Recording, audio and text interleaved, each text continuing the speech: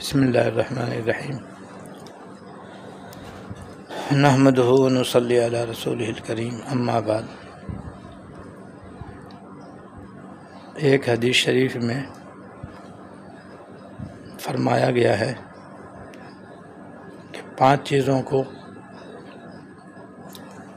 چیزوں کے آنے سے پہلے غنیمت سمجھو،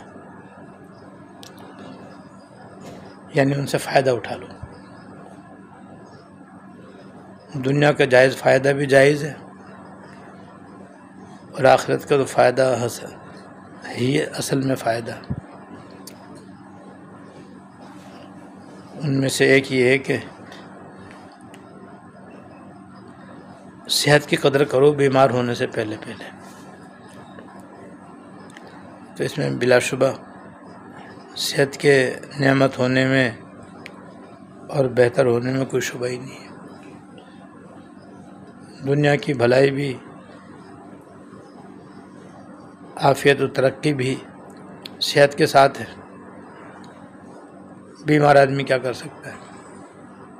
ایسے ہی آخرت کی تیاری اور صلاح و فلاح بھی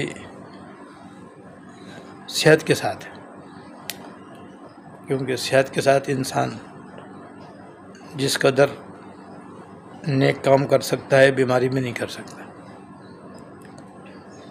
اور آج کل خطرناک بیماریاں سامنے آ رہی ہیں، اور اچانک معلوم ہوتا ہے کہ فلاں آدمی سخت بیمار ہو گیا، فلاں آدمی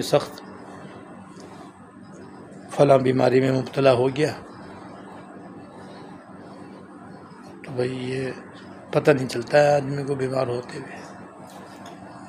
جب بیمار ہو جاتا ہے تو پھر آدمی کبھی تو جلدی ٹھیک ہو جاتا ہے، کبھی دیر سے، کبھی بہت دیر سے، کبھی ہوتا ہی نہیں ہے۔ تو بیماری بھی اگرچہ ہمارے دین کے اعتبار سے نعمت ہے، لیکن صحت اس سے 1000 درجے بہتر ہے۔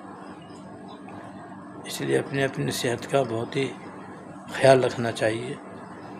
جتنی چیزیں موسم کے اعتبار سے نقصان دہ ہوں ان سے ہی بچنا چاہیے، اور جو چیزیں غذاؤں کے اندر نقصان دہ ہیں ان سے ہی بچنا چاہیے، اور جو چیزیں نقصان دہ ہوں جس کے بارے میں حکیم ڈاکٹر رہنمائی کرتے ہو ان سے ہی بچنا چاہیے، چاہے ظاہری طور پر اس کے اندر کتنا ہی مزہ آ رہا ہو، لیکن اس مزے سے دھوکہ نہیں کھانا چاہیے۔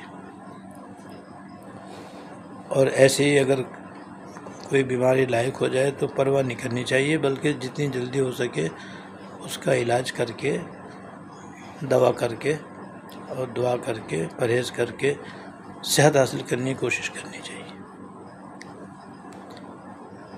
اور موسم کے لحاظ سے جو احتیاطی تدابیر ہے وہ بھی کرنی چاہیے۔ ان سب کا مقصد یہ ہے کہ صحت قائم رہے اور صحت بحال رہے۔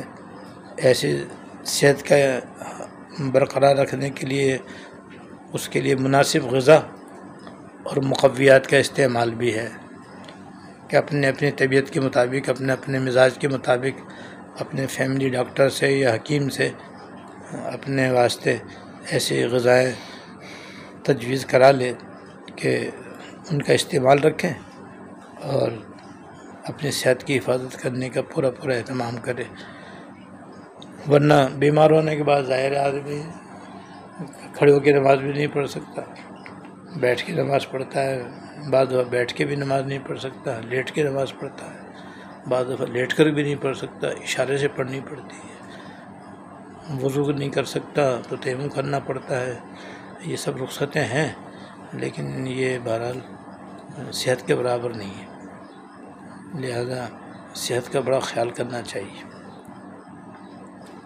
اور جہاں تک ہو سکے اپنی صحت کو محفوظ رکھنے کی کوشش کرنی چاہیے۔